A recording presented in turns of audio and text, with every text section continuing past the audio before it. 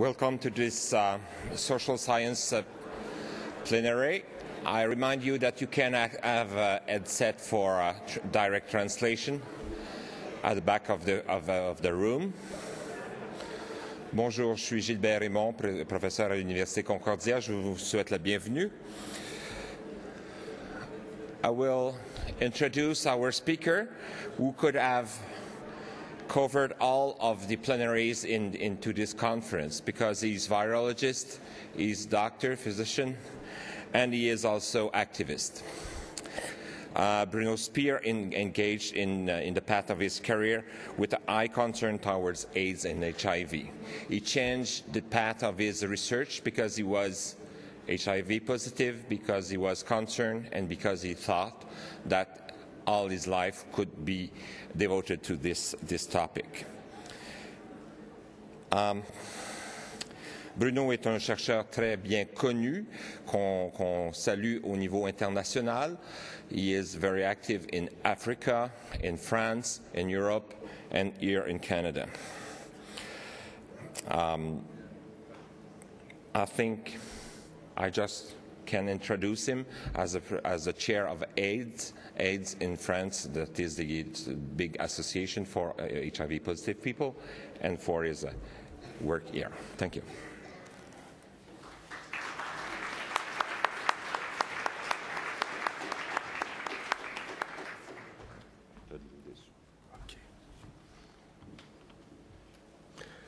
Merci pour cette introduction.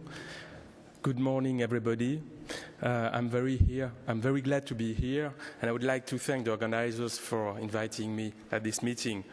Unfortunately, I'm going to speak in French. Je vais parler en français parce que le français, c'est ma langue maternelle et je la maîtrise beaucoup mieux que l'anglais. Et en plus, on a la chance d'avoir des interprètes, ce qui est vraiment rare, et donc je profite de cette opportunité pour pouvoir parler dans ma langue. Alors je vais vous parler de l'arrêt de l'épidémie et des défis qui sont posés pour la recherche en santé publique. Alors bien sûr, je déclare quelques conflits d'intérêts parce que je participe à certains conseils scientifiques d'études financés par l'industrie. Alors je voudrais commencer par vous dire que, en fait, quand on regarde un peu derrière nous, on peut dire qu'il y a eu 3 grandes périodes dans la lutte contre le sida.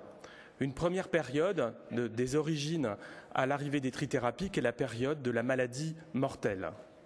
Une deuxième période que j'appelle la maladie chronique, mais qui reste transmissible, qui est entre 1996 et 2008, où là on s'intéressait beaucoup aux questions de prise en charge, elles sont toujours d'ailleurs présentes, mais finalement les médecins ne s'intéressaient pas beaucoup à la prévention. Et puis, à partir de 2008, on peut parler de maladie chronique maîtrisée, puisque c'est à partir de 2008 qui est une date importante, parce que c'est là qu'il y a eu la déclaration suisse et qu'on a eu les premiers débats sur le traitement comme prévention et la possibilité d'avoir des bénéfices de santé publique en plus des bénéfices individuels. Alors, pendant très longtemps, les médecins ne s'intéressaient pas beaucoup aux aspects prévention. C'était plutôt le domaine des sciences humaines et sociales. C'est pas pour autant qu'on ne sait rien sur la prévention. Les médecins s'y intéressent de façon plus récente, mais il y a quand même eu beaucoup de travaux qui ont été faits avant qu'on parle d'outils biomédicaux dans la prévention. On sait déjà depuis très longtemps que la prévention, par exemple, pour réduire la transmission par usage de drogues injectables est extrêmement efficace. L'approche de réduction des risques avec l'utilisation de matériel d'injection stérile et les programmes d'accès à la substitution comme la méthadone ou la buprenorphine. Et puis on sait malheureusement que pour la prévention sexuelle, eh bien, on a moins d'outils et que la stratégie A-B-C qui avait été établie par les CDC américains, donc A pour l'abstinence, B c'est Being Faithful, c'est pour la fidélité, et C pour le condom, le préservatif, eh bien cette stratégie est fortement limitée. Pourquoi ? Parce que l'abstinence, ça ne fonctionne pas, ça ne marche pas, ça n'est pas efficace, ça a été démontré scientifiquement, très clairement. La fidélité, ça ne marche pas non plus, parce qu'il faut que la fidélité, elle soit des deux côtés. Et ça, c'est quand même assez rare.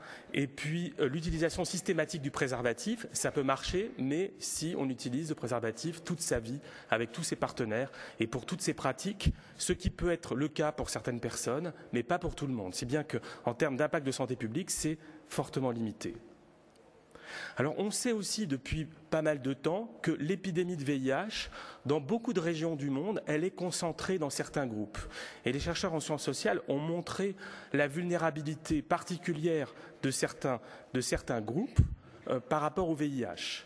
Donc, tout le monde n'est pas égal devant le risque d'attraper le VIH. Il y a une égalité biologique, encore que, mais il y a en tout cas pas d'égalité en termes de groupes d'appartenance. Et certains groupes sont nettement plus vulnérables, comme les travailleuses du sexe, comme les usagers de drogue par voie injectable, et comme les hommes qui ont des relations sexuelles avec des hommes. Et ceci, quels que soient les pays, pas seulement les pays du Nord. Il y a sur la diapositive que vous avez là, vous voyez des études qui ont montré des taux de prévalence nettement supérieurs chez les hommes qui ont des relations sexuelles avec des hommes quand on compare avec la population générale. Et c'est vrai dans de très nombreux pays africains. Et puis, les travaux antérieurs ont également reconnu qu'aujourd'hui, il est nécessaire de diversifier les stratégies de prévention et que ça correspond à un besoin exprimé par les populations concernées. Beaucoup de travaux ont montré que les séronégatifs, ils ne veulent pas attraper le VIH, même s'ils ne sont pas forcément toujours les conduites les plus sans risque. Et que les séropositifs, de la même façon, ils ne veulent pas transmettre le VIH. Et que les personnes qui prennent des risques, elles essayent, tant bien que mal, d'essayer de trouver des solutions qui leur conviennent.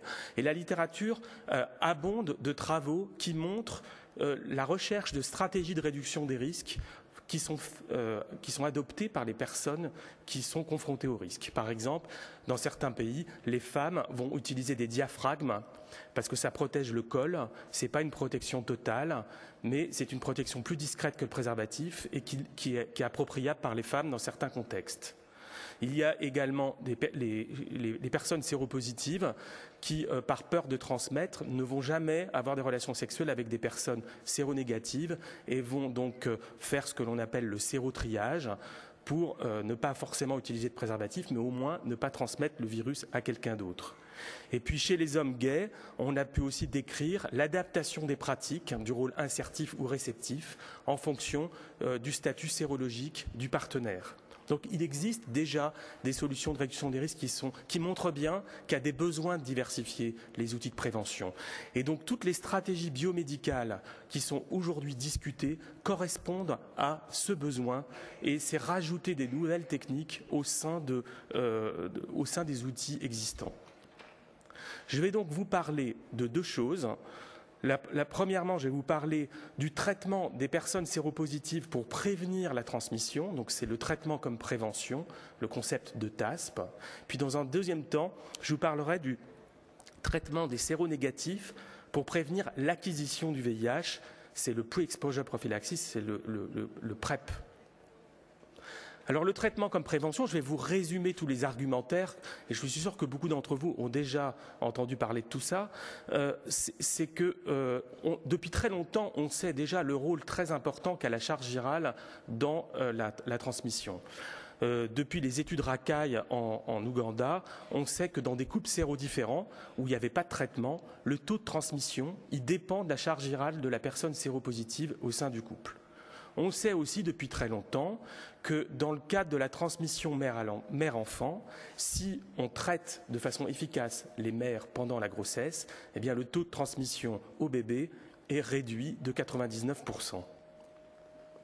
Et puis, depuis quelques années, on a eu énormément d'études et d'arguments épidémiologiques qui ont montré le rôle du traitement comme prévention.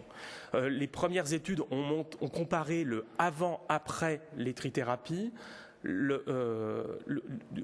en ce qui concerne le taux de transmission dans des couples sérodifférents. Et on a vu depuis l'introduction des multithérapies, dans une étude espagnole, 80% de réduction de la transmission. Ça a été confirmé dans des études observationnelles en Afrique, où on a comparé des couples dans lesquels le partenaire séropositif est traité avec d'autres couples où le partenaire séropositif n'est pas traité. Et là, on avait 92% de réduction de la transmission. Et dans ces études, on tenait juste compte du fait que les personnes étaient traitées ou pas, sans même tenir compte si le traitement était efficace ou pas. Et bien sûr, le meilleur argument qu'on a eu il n'y a pas très longtemps, c'est les résultats du fameux essai randomisé HPTN 052, qui là a montré vraiment la méthode d'essai randomisé, en comparant des couples sérodifférents où le partenaire séropositif était soit traité, soit non traité, et où là on a pu obtenir 96% de protection à 18 mois. Mais en plus de ces arguments épidémiologiques, on a aussi des arguments biologiques. On sait maintenant, dans une étude française qui a été faite par l'équipe de Christine Rouziou, auprès d'hommes séropositifs qui veulent avoir un bébé et qui donnent le sperme pour un lavage de sperme dans une insémination artificielle. Donc on peut avoir accès à des échantillons où on mesure le virus dans le sperme. Eh bien, au début des années 2000, il y avait toujours une discordance entre la charge virale dans le sang et la charge virale dans le sperme. Il y avait environ 15% des hommes qui étaient indétectables au niveau du sang, mais qui avaient du virus dans le sperme. Et vous voyez sur ce graphe que depuis environ 2006, on ne trouve plus du tout de virus dans le sperme chez ces hommes qui sont toujours séropositifs indétectables, et sans doute parce que les traitements qu'on a aujourd'hui sont beaucoup plus puissants et permettent d'avoir de meilleurs résultats aussi sur le réservoir spermatique. On a aussi des articles qui montrent une corrélation entre la présence du virus au niveau rectal et que cette corrélation n'est pas influencée par les IST. Et il y a enfin des arguments qui sont écologiques, c'est-à-dire en situation réelle. On a pu montrer que quand on traite plus précocement les hommes gays à San Francisco, ça a été associé à une réduction de l'incidence des nouveaux diagnostics dans cette population. Et les mêmes travaux, des travaux similaires ont été faits aussi en Colombie-Britannique par l'équipe de Julio Montaner, où quand on traite les usagers de drogue plus précocement, c'est associé à une baisse des nouveaux diagnostics dans cette population. Donc finalement, c'est le concept de charge virale communautaire qui s'est développé. Si on arrive à faire baisser globalement la charge virale chez l'ensemble des personnes séropositives, on peut diminuer la transmission et avoir un effet sur l'incidence. Donc aujourd'hui, la grande question, c'est faut-il traiter tout le monde ? Et vous savez qu'il y a des recommandations qui commencent à apparaître ça et là en disant oui, maintenant il faut traiter tout le monde. Alors il y a des bénéfices individuels potentiels à traiter tout le monde, même quand on est au-dessus de 500 CD4, quand on traite au-dessus de 500 CD4, il y a des arguments qui aujourd'hui nous disent qu'on aura une meilleure santé, une meilleure survie. Même si ce n'est pas randomisé, on a des études observationnelles. Il y a la question des effets indésirables, qui est quand même une vraie question. Est-ce que du coup on n'aura pas plus d'effets indésirables en étant traité plus tôt ? Mais c'est une question qui reste ouverte. Mais en même temps, on sait qu'aujourd'hui, les effets indésirables, ils dépendent autant de l'exposition au virus que de l'exposition au traitement. Et l'autre question qui est très importante, c'est l'impact sur la qualité de vie. Finalement, est-ce que pour les personnes, c'est bien d'être traité plus tôt de façon globale? Et c'est une question pour laquelle on n'a pas encore toutes les réponses. Alors j'ai juste vous montré cette diapositive qui donne une réponse partielle sur une étude que nous avons menée au Cameroun auprès d'environ 3000 patients. Et on a comparé dans cette étude la qualité de vie des patients qui étaient sous traitement et ceux qui n'étaient pas traités. Et on a essayé de rendre comparable par une méthode statistique appropriée, faisant une propensity score. C'est-à-dire qu'on a ajusté sur un certain nombre de paramètres qui sont listés en bas de la diapositive, notamment les CD4, pour comparer la qualité de vie des personnes traitées et non traitées. Et on s'aperçoit qu'un certain nombre d'indicateurs montrent des bénéfices psychosociaux pour les personnes qui sont traitées. C'est-à-dire que les personnes ont une meilleure qualité de vie physique, elles ont moins de symptômes perçus et elles arrivent plus facilement à révéler le statut sérologique à leurs proches. Donc globalement, elles se sentent mieux quand elles sont traitées. Alors s'il faut traiter tout le monde, c'est que aussi on attend des bénéfices de santé publique. C'est bien sûr aussi pour ça qu'on veut prendre cette recommandation. En termes de santé publique, il y a une question qui reste importante, c'est la question de la compensation du risque ou de la désinhibition comportementale qui est toujours posée, pour lequel on a besoin d'avoir des données, parce que si on traite tout le monde et que les personnes se sentent protégées, peut-être que le risque résiduel de transmission risque d'être compensé par une augmentation des comportements à risque, qui est toujours un risque et qu'il faut pouvoir évaluer dans les études. Alors jusqu'à présent, on n'a pas vu ça, on a plutôt vu l'inverse. Et vous voyez dans deux études, une étude en Côte d'Ivoire, une étude au Cameroun, quand on regarde la relation entre le fait d'utiliser systématiquement le préservatif lors de ces relations sexuelles et le fait d'être traité ou non par les traitements, on s'aperçoit que ce sont les personnes qui sont traitées par antirétroviraux qui se protègent environ 2 fois plus que celles qui ne sont pas traitées. Alors ce résultat s'explique sans doute par le fait que ce sont les personnes qui sont en traitement qui bénéficient du soutien psychosocial dans les services de soins, alors qu'on ne s'intéresse pas aux gens qui ne sont pas traités parce que la question de l'observance thérapeutique n'est pas encore à l'ordre du jour puisque les personnes ne sont pas traitées et que du coup les patients ne sont pas soutenus par du counseling comme c'est le cas pour les patients traités. Conséquence, tout ceci a généré beaucoup de débats depuis un certain nombre d'années. Le débat a été lancé par Bernard Hirschfeld, comme je vous l'ai dit, en 2008, et c'était vraiment très important qu'il fasse ce rapport de cette déclaration suisse qui a permis de vraiment lancer le débat. Après, il y a eu pas mal de controverses par rapport aux modélisations. Il y a eu un certain nombre d'articles qui ont modélisé la fin de l'épidémie, en imaginant que si tout le monde était dépisté et traité, eh bien on pourrait arrêter, casser complètement l'épidémie en quelques décennies. Ces modèles sont controversés parce que ce sont des modèles et que tout modèle est bien sûr faux. Mais en même temps, les modèles, ils montrent la voie et qu'aujourd'hui, ça permet de lancer un certain nombre de travaux dans cette direction. L'autre controverse qu'il y a eu, c'est sur la médicalisation de la prévention. En effet, on pourrait croire, si on écoute tout ce qui est dit, que maintenant la prévention c'est une affaire uniquement de soignants et de médecins et que c'est simplement quelque chose de technique et c'est simplement une histoire de thérapeutique et de traitement. Et ça c'est controversé notamment par les chercheurs en sciences sociales et à juste titre parce que au final c'est quand même les personnes qui vont prendre le traitement. Et il faut qu'elles adhèrent au traitement, qu'elles aillent dans le soin. Tout ça, ça pose des questions pour des chercheurs en sciences humaines et sociales, et que le traitement n'est qu'un outil, comme le préservatif est aussi un outil.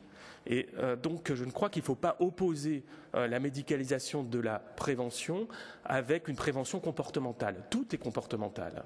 Dans tous les cas, c'est le patient qui décidera de prendre le traitement ou d'utiliser le préservatif. Il y a une petite étude qu'on a menée en France cette année, au niveau de l'association AIDE, où on a interrogé les personnes qui fréquentent les associations, personnes vivant avec le VIH, et on était assez surpris de voir qu'il n'y a que 57% des personnes séropositives qui fréquentent les associations en plus, qui est quand même assez spécifique, qui connaissent, qui ont entendu parler du rapport suisse et du traitement comme prévention. Et que parmi ces 57%, seulement un tiers l'ont appris par leur médecin. Comme quoi il y a vraiment une frilosité du monde médical d'aborder ces questions de transmission et d'aborder la possibilité de ne pas utiliser le préservatif avec les patients.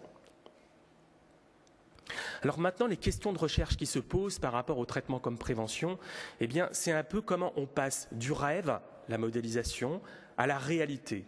La réalité, vous l'avez ici sur cette diapositive, que vous avez certainement pour beaucoup d'entre vous vu à la dernière CROI à Seattle, parce on l'a beaucoup vu cette diapositive de cette cascade, où on voit en fait le décalage entre le nombre de personnes séropositives qui existent aux États-Unis, celles qui connaissent leur statut, celles qui ont été orientées dans le soin, celles qui sont restées dans le soin, celles qui sont mises sous traitement et au final, celles qui sont contrôlées par les traitements. Et que, au total, on estime seulement à environ autour de 28% les personnes qui sont contrôlées. 28% des personnes séropositives au total seraient vraiment non transmetteuses potentielles étant contrôlées par les traitements. Donc vous voyez, pour appliquer la modélisation d'arrêt de l'épidémie, il y a encore beaucoup de travail à faire. Donc maintenant, il se pose beaucoup de questions. Et je ne vais pas du tout répondre à toutes ces questions, c'est simplement pour stimuler les futurs projets de recherche. Les questions générales, c'est comment on va donner envie d'aller vers le dépistage et vers le soin pour justement casser l'épidémie. Quelle communication faut-il mettre en place pour favoriser ce désir de dépistage et de soins? Renforcer le dépistage, notamment le dépistage communautaire, est-ce que c'est efficace et comment? Je vous montrerai tout à l'heure quelques petites diapositives là-dessus.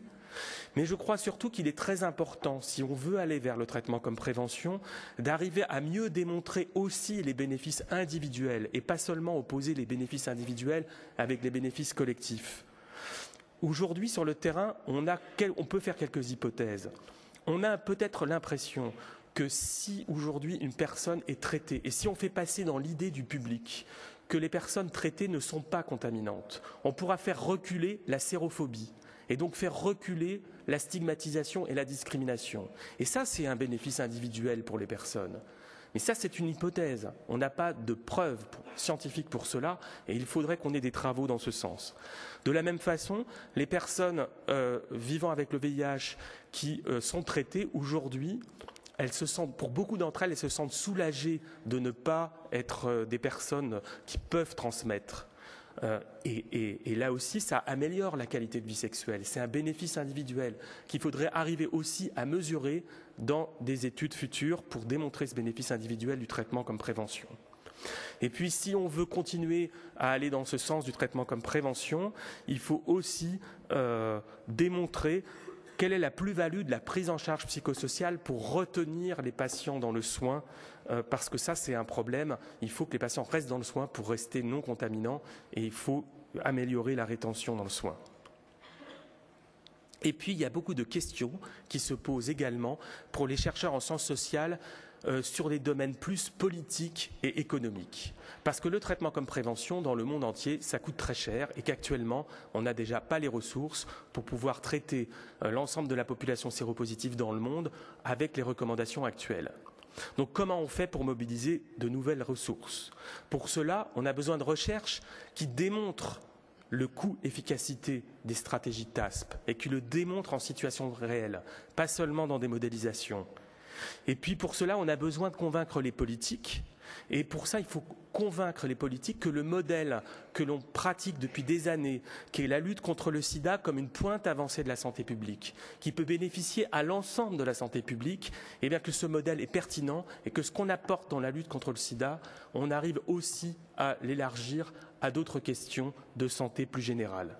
Donc pour ça, c'est vraiment une question importante pour les chercheurs en sciences politiques. De la même façon, pour nous aider à comment susciter de la volonté politique sur les questions du sida, qui aujourd'hui est vraiment nécessaire si on veut aller plus loin dans ce concept de traitement comme prévention. Alors bien sûr, peut-être la question la plus pragmatique et urgente, c'est dépister plus pour traiter plus. Alors pourquoi? Parce que si on ne dépiste pas, on ne pourra pas traiter. Alors pour ça, il faut diversifier les approches de dépistage et on sait aujourd'hui qu'il y a différentes approches. On sait que le dépistage systématiquement proposé a été démontré comme très efficace pour trouver des personnes qui ignoraient leur statut. Ce n'est pas pour autant qu'il faut bien sûr abandonner le dépistage volontaire, qui est notre modèle de référence, mais le dépistage volontaire doit sans doute s'adapter et aller plus facilement vers la population que plutôt attendre le client dans un centre. Et puis, il faut aussi encourager le dépistage communautaire où on fait une délégation de tâches vers des non-médecins qui peuvent, à l'aide des tests rapides, faire du dépistage des non-médecins qui vont dans les communautés les plus concernées. Ce sont deux expérimentations que nous avons menées en France qui ont montré l'intérêt de ce dépistage communautaire. Il y a eu une première expérimentation qui s'appelait Comtest, qui a été menée par l'association AIDE et qui a montré qu'on a pu, chez des hommes gays, on a pu faire du dépistage par des non-médecins qui étaient formés, qui n'avaient absolument aucune catastrophe. Les gens apprenaient leur statut sérologique sans problème. Ça se faisait sans aucun problème. On a réussi à dépister environ 3% de prévalence dans cette population. Et ce qui était intéressant, c'est qu'on arrive à dépister des personnes qui ont des niveaux de CD4 relativement élevés au diagnostic, c'est-à-dire relativement infectées depuis pas très longtemps. Et les gens dépistés ont un très haut niveau de satisfaction. Il y a une autre étude que l'on a fait en collaboration avec une équipe, ici l'équipe de Johan Otis, et puis aussi l'équipe de Bluma Brenner, qui est l'étude DRAG, de dépistage rapide auprès des gays, où là, on essaye de comparer les caractéristiques des hommes gays qui fréquentent le dépistage classique médicalisé et ceux qui fréquentent le dépistage communautaire.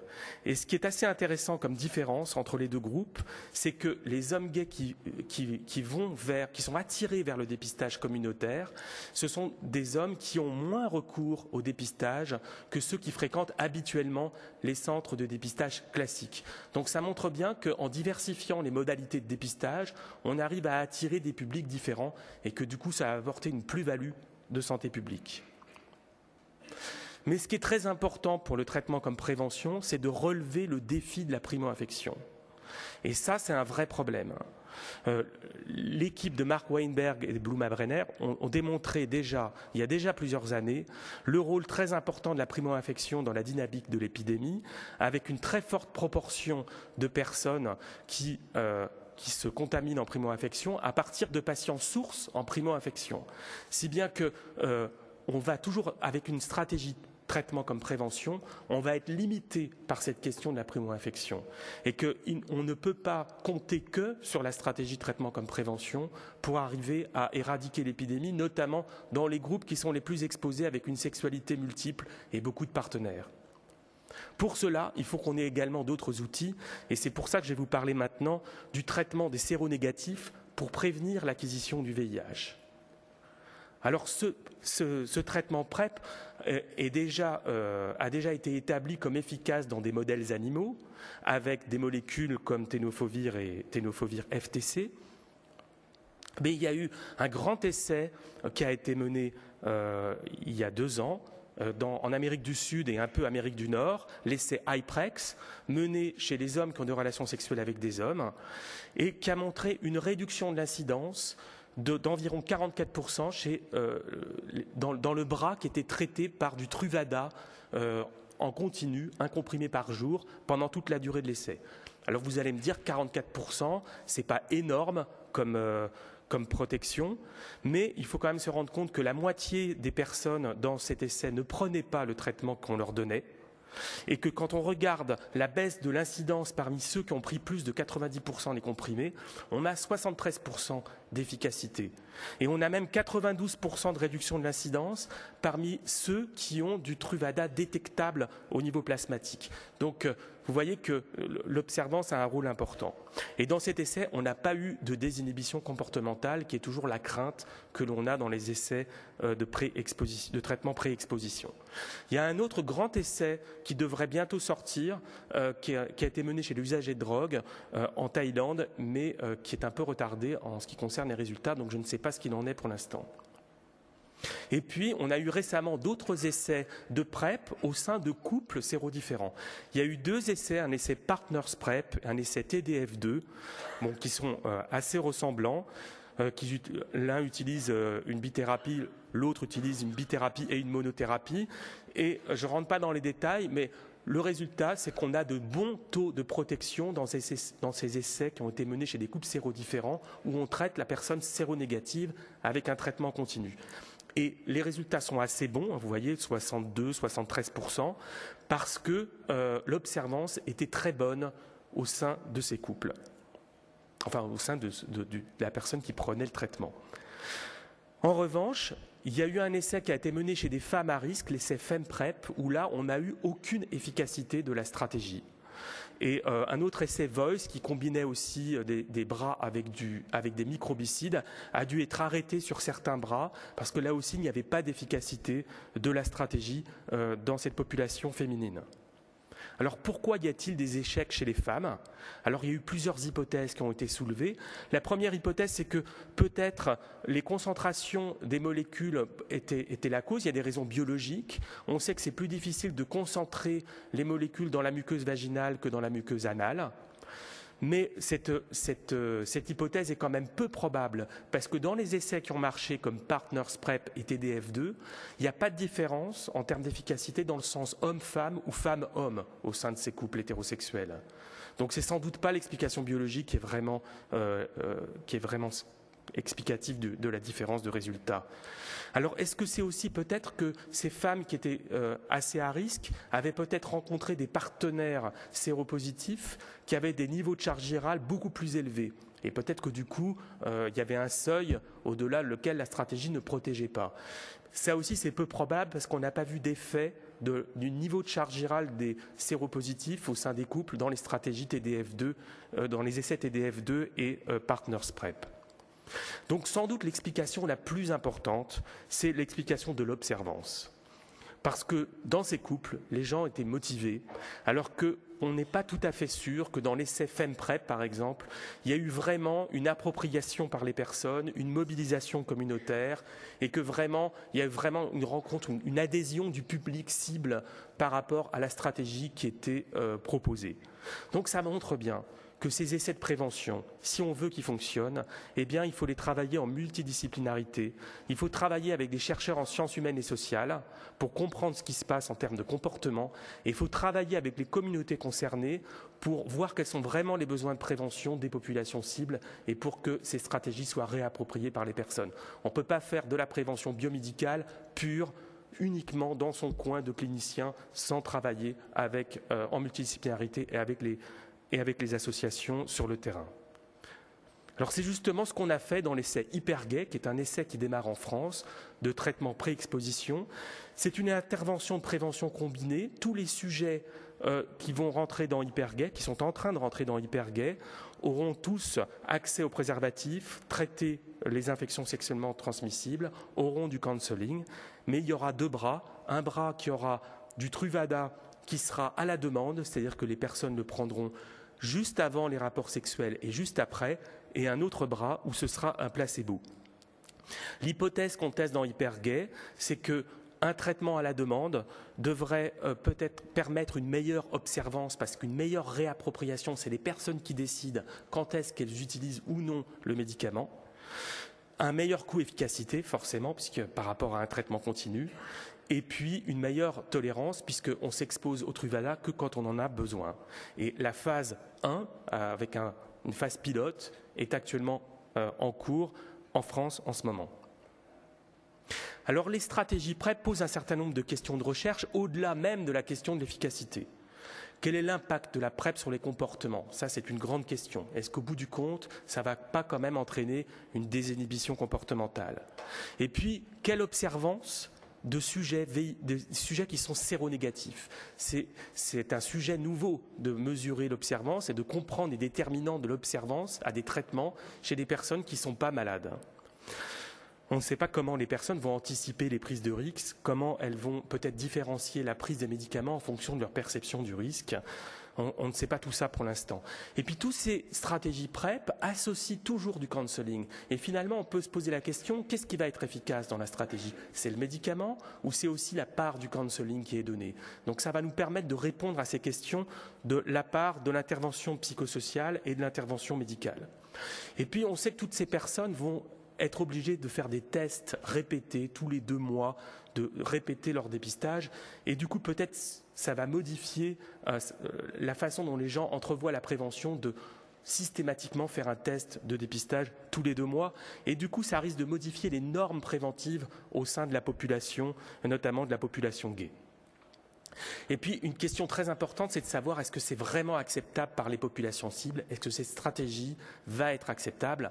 Alors, bien sûr, la question, il faut la poser en amont du design des essais. C'est ce que nous avons fait dans Hypergay, où là, je vous montre une enquête communautaire qui a été analysée par Nicolas Laurent et qui montre que dans la population gay, en France, qui fréquentent les actions communautaires, par exemple des actions qui sont faites de prévention classiques, dans lequel on rencontre des hommes gays séronégatifs.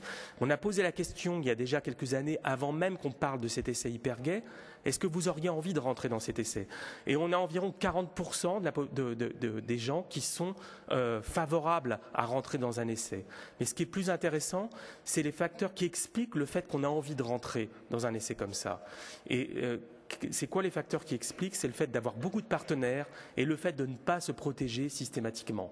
Comme quoi, c'est bien les gens qui ont des difficultés avec la prévention classique qui ont envie d'expérimenter d'autres choses pour pouvoir rester séronégatifs.